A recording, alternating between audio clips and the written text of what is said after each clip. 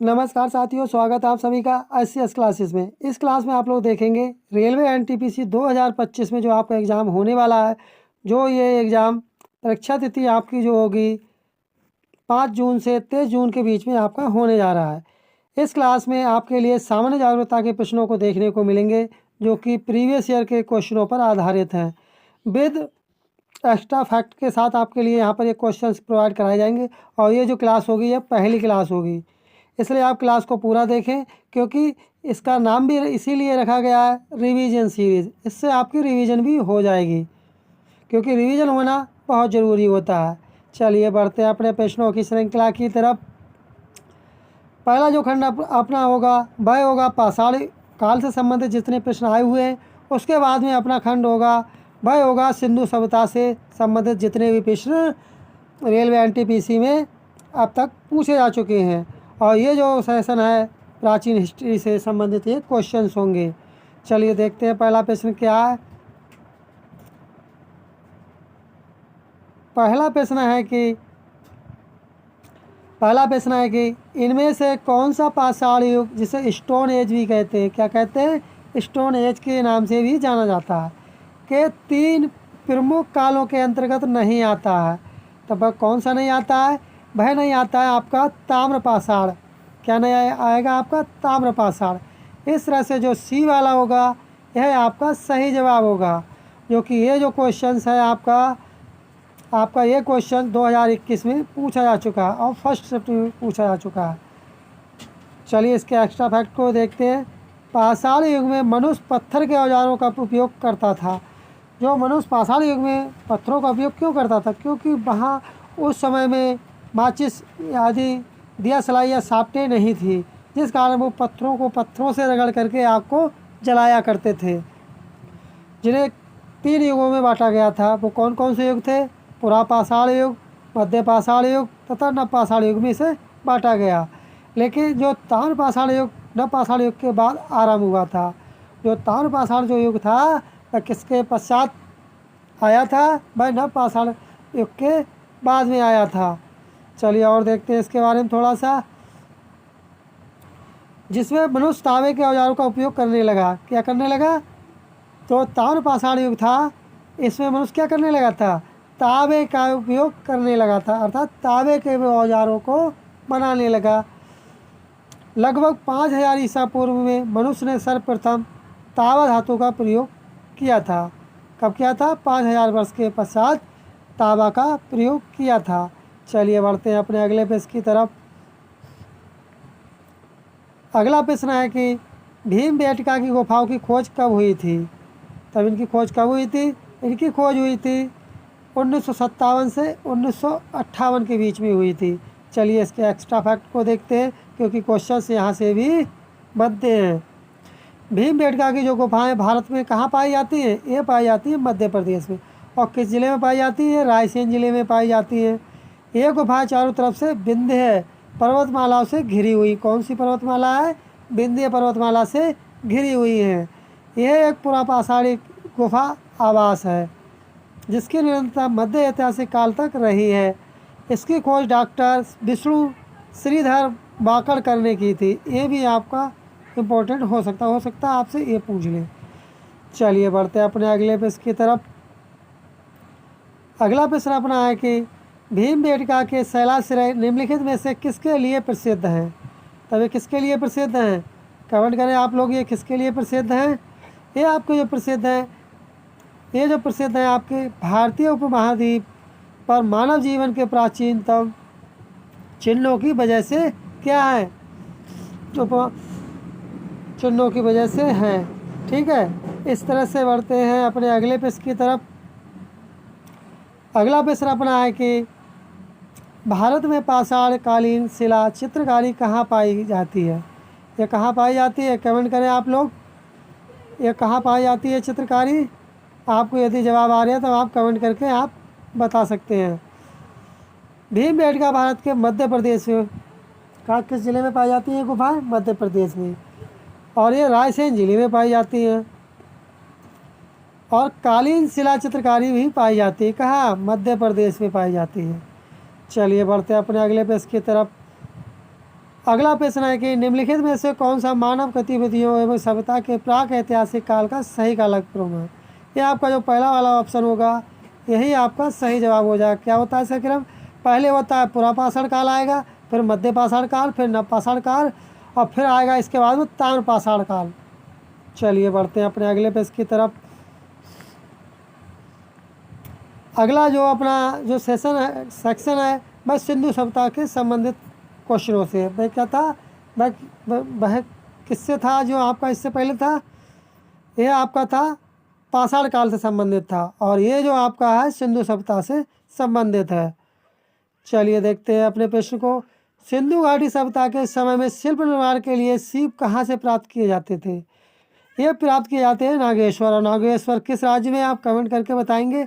आपको यहाँ पर चैप्टर वाइज यहाँ पर जितने भी प्रश्न आ चुके हैं रेलवे एनटीपीसी में वो अब तक वो सभी आपके लिए यहाँ पर करवाए जाएंगे, क्योंकि ये क्वेश्चनों से ही आपके लिए बहुत सारे क्वेश्चन आपको देखने को मिलेंगे और जो एक्स्ट्रा फैक्ट आपके लिए बताए जा रहे हैं इनसे भी आपको कई क्वेश्चन देखने को मिलेंगे।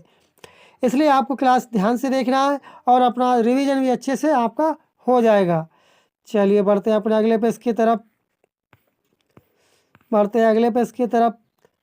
अगला प्रश्न है कि सिंधु घाटी सभ्यता का निम्न में से कौन सा स्थल पंजाब भारत में स्थित है? तब वह कौन सा? वह है रोपड़। रोपड़ कहाँ स्थित है? यह आपका स्थित है पंजाब में। कभी कभार ये पूछ लेता है कि रोपड़ कहाँ स्थित है। रोपड़ है पंजाब में स्थित है। और रोपड़ किस नदी के किनारे स्थित है? आप कमेंट करके बताना है आपके लिए। चलिए बढ़ते हैं अपने अगले पेज की तरफ। अगला है कि हड़प्पा की अधिकांश मानक मोहरें नामक एक प्रकार के मुलायम पत्थर से बनी होती थी जो 2 घोड़े 2 बीमा के साथ वर्गाकार, कैसी आकृति होती थी इनकी? वर्गाकार आकृति इनकी होती थी तथा जिसका उपयोग व्यावसायिक उद्देश्यों के लिए किया जाता था। तो वह क्या था? वह था स्टेटाइट। जो सी वाला ऑप्शन होगा यह आपका करेक्ट आंसर होगा। चलिए बढ़ते हैं अगले पेज की तरफ।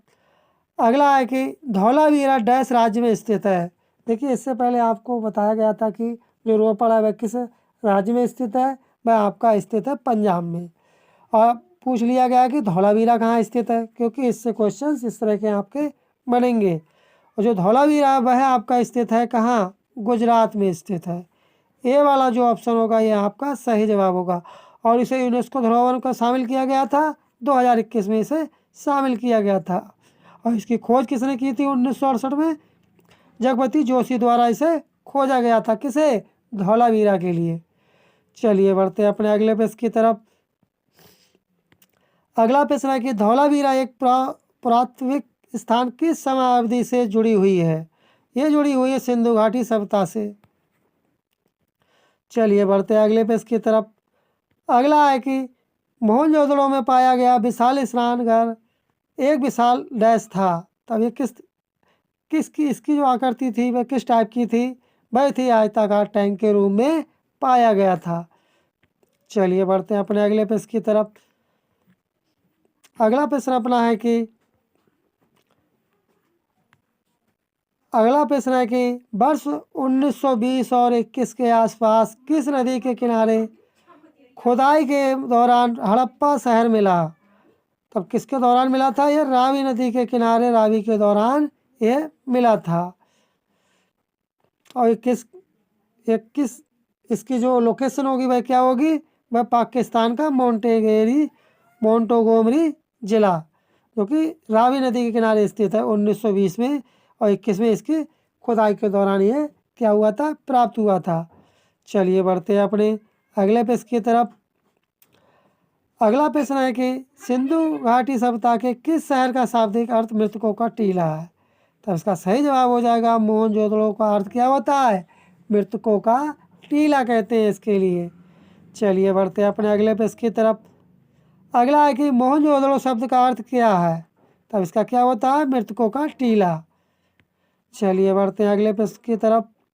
अगला है कि मोहनजोदड़ो कहाँ स्थित है? यह स्थित है सिंध प्रांत पाकिस्तान में स्थित है। कहाँ? सिंध प्रांत पाकिस्तान में ये स्थित है। चलिए इसकी खोज किसने की थी? राखल दास बनर्जी ने खोज की थी। 1922 में इसकी खोज हुई थी। चलिए अगला प्रश्न।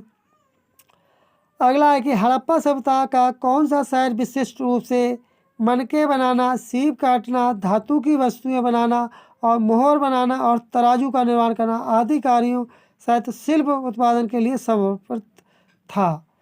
तो इसका सही जवाब होगा चंदोड़ो। यहीं से भी चूड़ियों के साक्ष्य भी क्या हुए थे, प्राप्त हुए थे। चलिए बढ़ते हैं अपने अगले पेज की तरफ। अगला है कि सिंधु घाटी सभ्यता के निम्न में से किस स्थल को सबसे पहले खोजा गया था। कमेंट कर दें आप लोग कमेंट बॉक्स में कि किस स्थल को सबसे पहले खोजा गया था। कमेंट करें आप लोग फटाफट, किस स्थल को सबसे पहले खोजा गया था। ये आपका खोजा गया था, कौन सा स्थल था वह आपका था हड़प्पा स्थल को सबसे पहले खोजा गया था 1921 में। और ये किसके द्वारा खोजा गया था, दयाराम साहनी के द्वारा इसके खोजा गया था। चलिए बढ़ते हैं अपने अगले पेज की तरफ। अगला है कि पत्थर की बनी नृत्य करते हुए पुरुष की मूर्ति नटराज किस स्थान पर पाई गई थी। तब ये किस स्थान पर पाई गई थी, ये पाई गई थी हड़प्पा स्थल पर, जो कि सबसे पहला खोजा हुआ स्थल भी है। इससे पहले आप प्रश्न देख चुके हैं। आपको क्लास कैसी लग रही कमेंट करके आप अवश्य बताएं, और किसी भी तरह का कोई सजेशन या फीडबैक हो तब भी आप कमेंट करना ना भूलें। चलिए बढ़ते हैं अगले पेज की तरफ। इनमें से कौन सा हड़प्पा स्थल गुजरात में पाया गया। तो गुजरात में कौन सा पाया गया था, ये पाया गया था धौलावीरा। चलिए बढ़ते हैं अपने अगले पेज की तरफ। एक्स्ट्रा फैक्ट आपके लिए वहीं बताया जाएंगे जो एग्ज़ाम से संबंधित और क्वेश्चन से रिलेटेड होंगे, जो आपके क्वेश्चन पेपर में रेलवे एनटीपीसी में आ सकते हैं। चलिए बढ़ते हैं अगले पेज की तरफ। निम्नलिखित में से कौन सा स्थल सिंधु घाटी सभ्यता का हिस्सा नहीं है। ये आपका नहीं, उरुक देखिए, मोहनजोदड़ो ये आपको ज्ञात होगा, हड़प्पा भी आपको ज्ञात होगा, लोथल भी ज्ञात होगा, लेकिन जो उरुक है ये एक स्थल नहीं है। चलिए बढ़ते हैं अपने अगले पेज की तरफ। आपको यह भी बता दें कि जो उरुक है वह है क्या, ये एक सुमेरियन सभ्यता है। उरुक क्या है, उरुक एक सुमेरियन सभ्यता का शहर था। चलिए बढ़ते हैं अपने अगले पेज की तरफ। अगला है कि सिंधु सभ्यता के इनमें से किन स्थलों में जलाशयों के साक्ष्य मिले हैं। ये आपके मिले हैं धौलावीरा में। ये इतने भी क्वेश्चन यदि आपने कंप्लीट कर लिए, मान लीजिए आपके जो सामान्य जागरूकता अर्थात जीके से संबंधित जितने भी क्वेश्चन होंगे आप आसानी से उन्हें आप कर सकते हैं, और आपकी रिवीजन भी अच्छे से होती जा रही होगी यदि आप क्लास को अच्छे से देखेंगे, पूरा देखेंगे। जहां आपका कोई डाउट हो तब आप कमेंट करके आप लोग पूछ सकते हैं। चलिए बढ़ते हैं अपने अगले पेज की तरफ।